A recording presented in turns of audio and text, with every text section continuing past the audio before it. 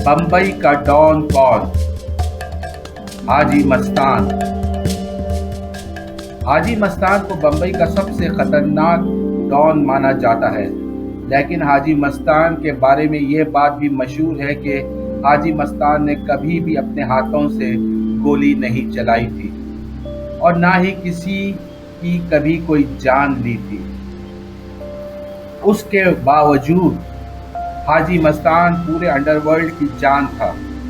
सिर्फ बम्बई में ही नहीं, हाजी मस्तान का रोब व दबदबा पूरे महाराष्ट्र में छाया हुआ था।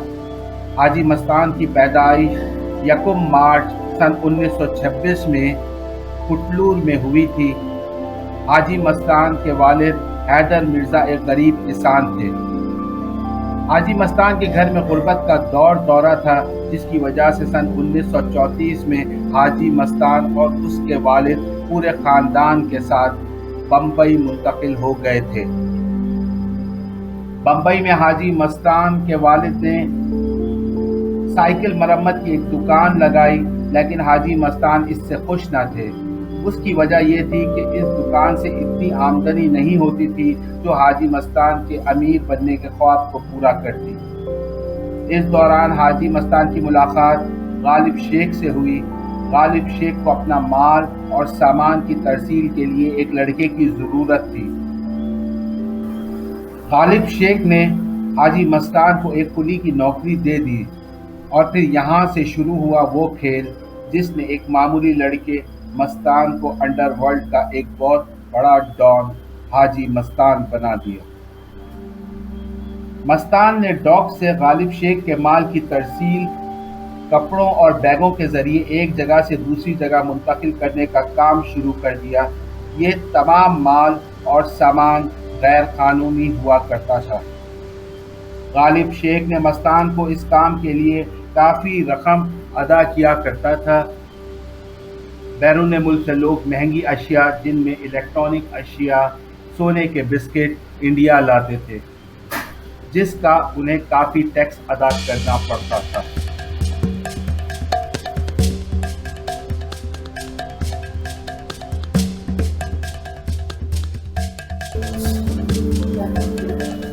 जिसके लिए मस्तान ने बहुत सारे पैसों के बदले कुली होने की वजह से ये सामान कस्टम से छुपा कर या कस्टम वालों को मिलाकर ये सामान बंदरगाह से निकलवा दिया करता था।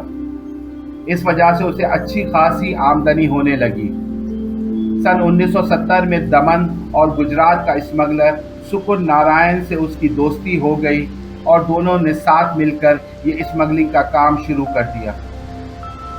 उस वक्त सोने के बिस्किट, घड़ियों और इलेक्ट्रॉनिक अशिया की इंडिया में बहुत ज़्यादा मांग थी, मगर टैक्स की वजह से ये काम इन कारोबारी अफराद के लिए बहुत महंगा पड़ता था। इसी वजह से सुकुर नारायण और मस्तान ने दुबई और दीगर ममालिक से इस सामान की स्मगलिंग शुरू कर दी, जिससे दोनों को बहुत ज़्यादा माली फ़ायदा होने लगा। इन तमाम वक्त में मस्तान अब हाजी मस्तान बन चुका था और बहुत ज़्यादा ताकतवर और मकबूल हो चुका था और आम लोगों के लिए वो एक बड़ा भाई बन चुका था। वो उन लोगों के मसाइल भी सुलझाता और माली इमदाद भी किया करता था। हाजी मस्तान से पहले बम्बई में वरदा राजन का बोलबाला था, लेकिन वरदा राजन के चेन्नई जाने के बाद अब बम्बई पर सिर्फ हाजी मस्तान का सिक्का चलने लगा था। हाजी मस्तान का रोब व दबदबा इस कदर था कि पुलिस और कानून उसका कुछ नहीं बिगाड़ सकते थे। सन 1974 में किसी जुर्म में जब हाजी मस्तान को गिरफ्तार किया गया तो जेल की बजाय उसे एक बड़े बंगले में नज़रबंद रखा गया था और तमाम VIP सहूलियात उसे फराहम की गई थी। सन 1980 में जुर्म की दुनिया को छोड़कर वो सियासत की दुनिया में दाखिल हो गया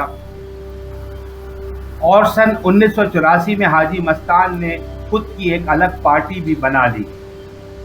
उसके ताल्लुकात सियासतदानों, बॉलीवुड के अदाकारों और अदाकाराओं से बहुत ज़्यादा खुशगवार थे और ये अदाकार और अदाकाराएं उसकी दी गई दावतों में शरीक होना अपनी खुश नसीबी समझते थे। حاجی مستان نے ایک بالی ووڈ کی اداکارہ سریا سے بھی شادی رچا لی تھی۔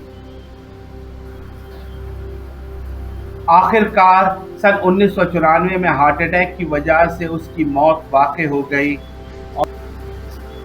اور ڈاکس پہ کام کرنے والا ایک معمولی لڑکا مستان پہلے بمبئی کا حاجی مستان بنا اور پھر اپنے رب سے جا ملا۔